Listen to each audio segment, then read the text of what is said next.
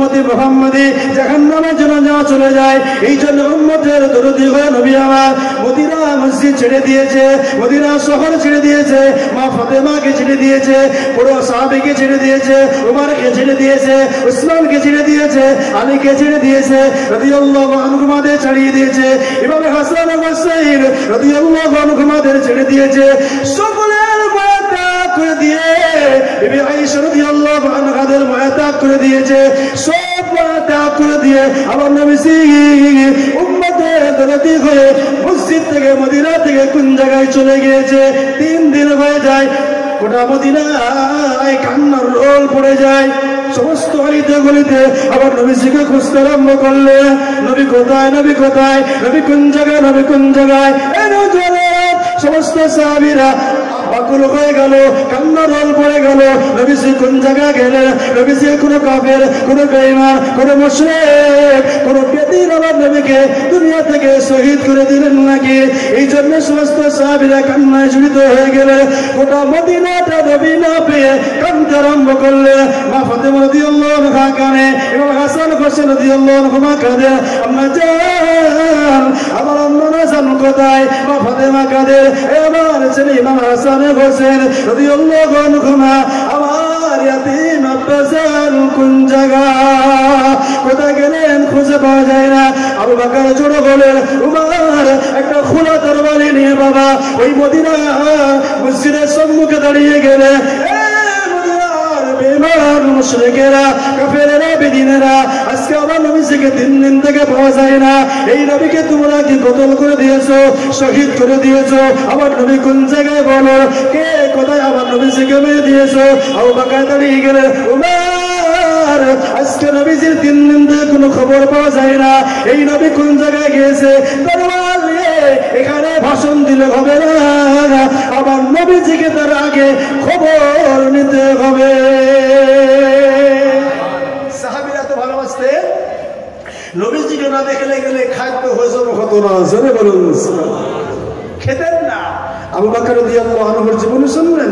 আবু বকর রাদিয়াল্লাহু আনহু যখন হিজরত করার জন্য রাসূলুল্লাহর সঙ্গে যখন ধরলেন, তখন আবু বকর বাপ মাকে ত্যাগ করে দিলেন। জোরে বলুন সুবহানাল্লাহ। এই জন্য কোরআন শরীফে আয়াত নাযিল হয়েছে, কুল ইন কুনতুম তুহিব্বুনাল্লাহ ফাত্তাবিউনি ইউহিব্বুকুমুল্লাহ ওয়া ইয়াগফির লাকুম যুনুবাকুম ওয়াল্লাহু গফুরুর রহিম। চিৎকার দিয়ে বলুন সুবহানাল্লাহ। আল্লাহ বলছে, ইমানদার বান্দা বান্দিগণেরা, তোমরা আমার নবীকে সব দুনিয়া সব চাইতে বেশি মহব্বত করো। যদি তোমার বাপের চাইতে, তোমার মায়ের চাইতে, তোমার স্ত্রীর চাইতে, তোমার সন্তানের চাইতে, তোমার গ্রামের দেশের মন্ত্রীর চাইতে মহব্বত যদি না করো, তবে আমি আল্লাহ, আমি তোমাকে বলে দিলাম, তুমি জান্নাতে প্রবেশ করতে পারবে না। নবীকে বেশি মহব্বত করতে হবে। আবু বকর রাদিয়াল্লাহু আনহু মহব্বত করেছিলেন, ওমর রাদিয়াল্লাহু আনহু মহব্বত করেছিলেন, সব চাইতে সব উজাড় করেছিলেন। নওজওয়ানেরা, আবু বকর সিদ্দিক রাদিয়াল্লাহু আনহু হিজরত করে চলে গেলেন মদিনায়। 10 বছর পরে আল্লাহ নবী মক্কা যখন বিজয় করার জন্য 1400 সাহাবী নিয়ে হাজির হচ্ছিলেন বাবা।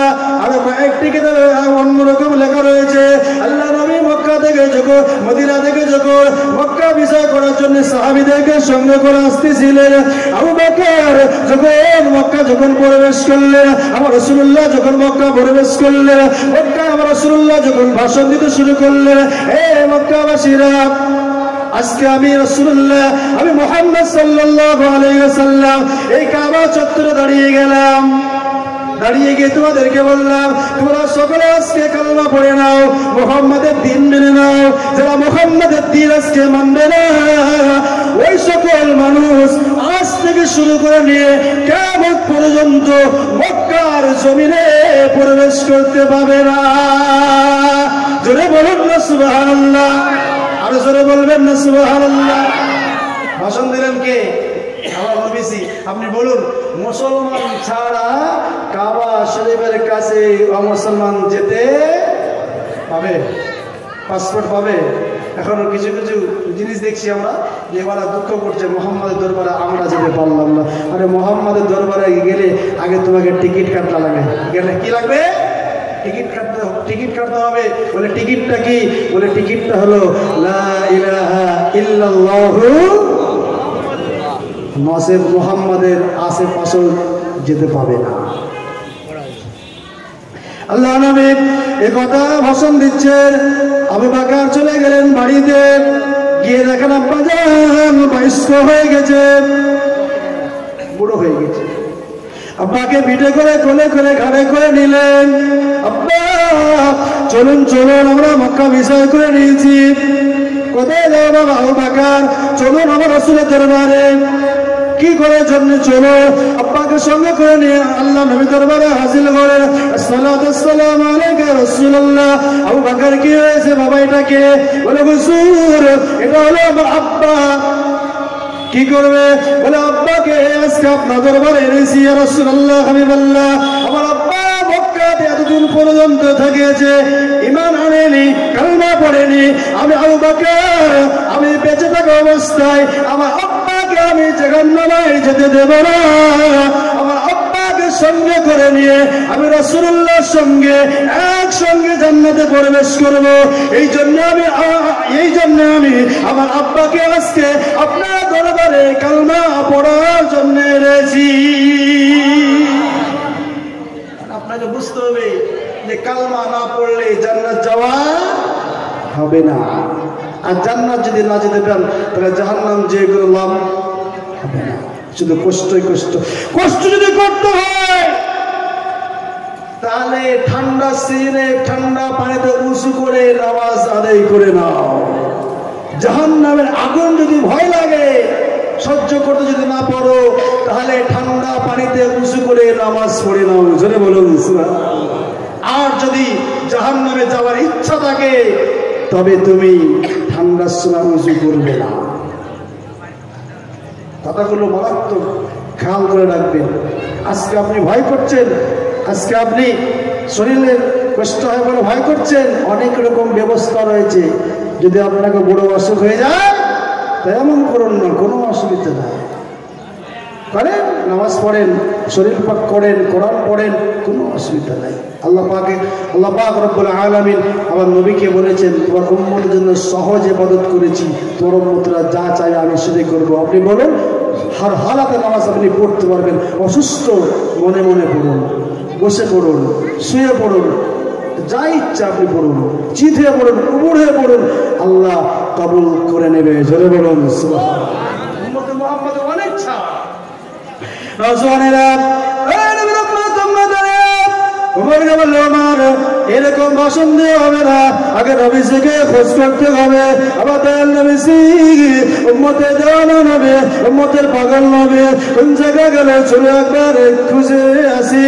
উমর ফারুক রাদিয়াল্লাহু আনহু, আবু বকর সিদ্দিক রাদিয়াল্লাহু আনহু, দুজন সাহাবী বেরিয়ে গেলেন। বাবা দুজন সাহাবী মদিনার মসজিদে নববী থেকে বেরিয়ে গেলেন। হাঁটতে হাঁটতে হাঁটতে হাঁটতে মাঠের দিকে চলে গেলে, মাঠের দিকে গিয়ে দেখতে পেলেন একটা রাখাল বকরি চড়ায়, ভেড়া চড়ায়, উট চড়ায়, দুম্বা চড়ায়। ওই রাখালকে গিয়ে আবু বকর জিজ্ঞাসা করছে, ও ভাই রাখাল, আমি তোমাকে একটা কথা জিজ্ঞাসা করি। বলে কি? তুমি কি এই রাস্তা দিয়ে কোন মানুষ বা জুব্বা পড়নেওয়ালা, পাগড়ি বাঁধনেওয়ালা আল্লাহ নবী দো জাহানের বাদশাকে তুমি দেখেছো?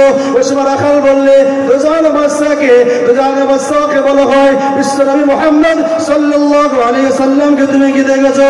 রাখাল বললে, আবু বকর আমি মুহাম্মদ বলে কাউকে চিনি না, এই রাস্তা দিয়ে কাউকে যেতেও দেখি না। তবে আবু বকর একটা কথা আপনাকে বলে কি কথা বলো ভাই? বলে আজকে 3 দিন হয়ে গেল এই গুহার ভিতরে, পাহাড়ের গুহার ভিতরে কে যেন কাঁদতেছে আর বলতেছে, ইয়া রাব্বি হাবলি উম্মতি। ও বকর আজকে 3 দিন হয়ে গেল ভাই, এই গুহা থেকে একই শব্দ বেরিয়ে আসছে, ইয়া রাব্বি হাবলি উম্মতি, ইয়া রাব্বি হাবলি উম্মতি। আবু বকর বাকার এই ইয়া রাব্বি হাবলি উম্মতি মানে বুঝি না, নবীকে চিনি না, জানি না, কেমন চেহারা তো বলতে পারবো না, তবে এই কথা তোমাকে বলতে পারবো ইয়া রাব্বি হাবলি উম্মতি এই শব্দটা পাহাড় থেকে বেরিয়ে আসছে, পাহাড়ে কোন জায়গা থেকে আসছে বলতে পারবো না, তবে একটা আশ্চর্য ঘটনা তোমাকে বলতে পারবো। আবু বকর কি ঘটনা ভাই রাখাল বলো, বলে এই রাব্বি হাবলি উম্মতি শব্দটা আজকে 3 দিন থেকে বেরিয়ে আসছে, আর আমি রাখাল এই মাঠেতে 3 দিন থেকে উট চড়াই, দুম্বা চড়াই, ভেড়া চড়াই, কিন্তু এই ভেড়াগুলো উটগুলো আজকে 3 দিন পর্যন্ত এই জমিনের ঘাসে মুখ দেয় না। আরো মহব্বতে বলুন সুবহানাল্লাহ। এটা একটা আশ্চর্য ঘটনা আমি তোমাকে বলতে পারবো। আজকে 3 দিন থেকে কে আছে, কোন ব্যক্তি আছে এই পাহাড়ের গুহার ভিতরে, এই শব্দ যেদিন থেকে বের হচ্ছে ওই দিন থেকে এই দুম্বা, উট, বকরি যত আছে আমার এই সকল জীবগুলো 3 দিন থেকে ঘাস খাওয়া দাওয়া, পানি খাওয়া পর্যন্ত আজকে 3 দিন থেকে বন্ধ করে দিয়েছেন। জোরে বলুন সুবহানাল্লাহ। আবু বকর অবাক হয়ে গেলেন যে নবীকে চিনলেন উট, ভেড়া, দুম্বা, ছাগল। জোরে বলুন সুবহানাল্লাহ।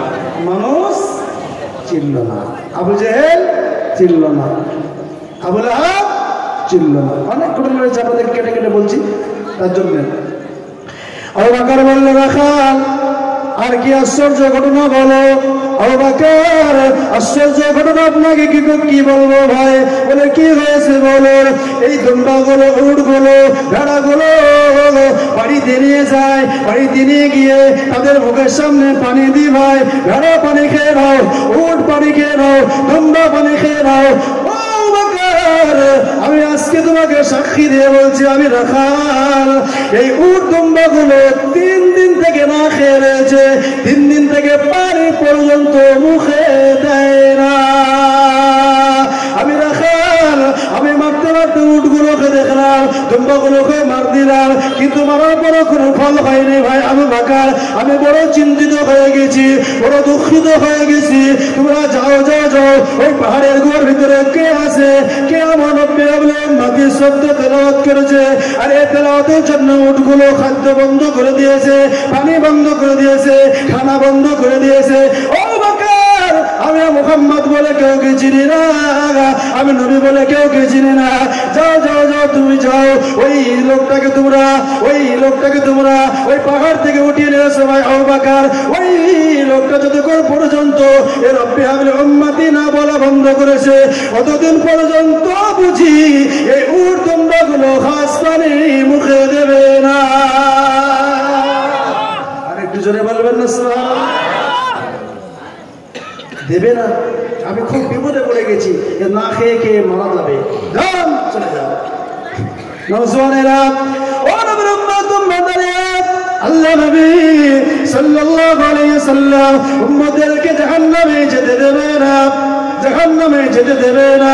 এই জন্য আমার নবী মদিনা ছাড়লেন, ফাতেমাকে ছাড়লেন, সাহাবীদেরকে ছাড়লেন, স্ত্রীদেরকে ছাড়লেন, ছেড়ে দিয়ে ওই পাহাড়ের গুহার ভিতরে গিয়ে সিজদায় পড়ে আমার রাসূলুল্লাহ কি বলে, সিজদায় পড়ে আমার রাসূলুল্লাহ উম্মতের মায়াতে ইয়া রাব্বি হাবলি উম্মতি বলে আল্লাহর কাছে প্রার্থনা করে।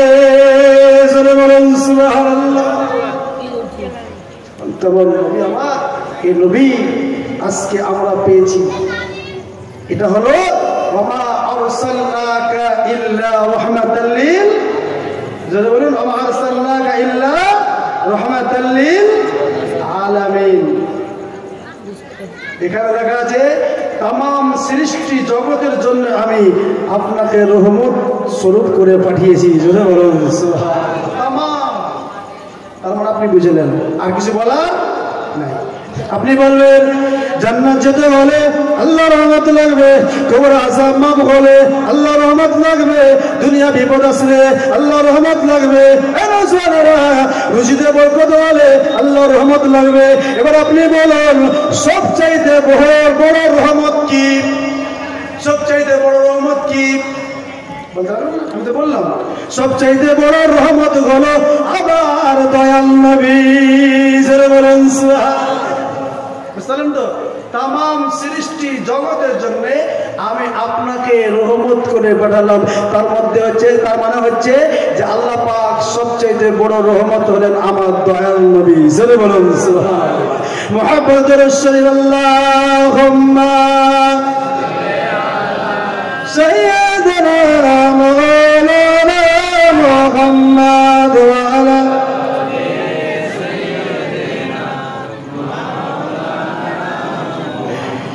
দয়াল নবী প্রেমের ছবি আসবে না এ জগতে। আমার দয়াল নবী প্রেমের ছবি আসবে না এ জগতে। আল্লাহুম্মা সাইয়্যিদানা মাওলানা মুহাম্মদ ওয়া আলা আলিহি।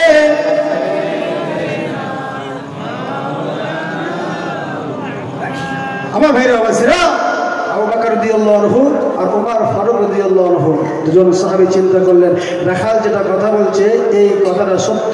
তার কারণ ইয়া রাব্বি হাবলি উম্মতি মুহাম্মাদুর রাসূলুল্লাহ ছাড়া বলনেওয়ালা পৃথিবীতে কেউ আর নাই। জোরে বলুন সুবহানাল্লাহ। মুহাম্মদে বলবেন না সুবহানাল্লাহ।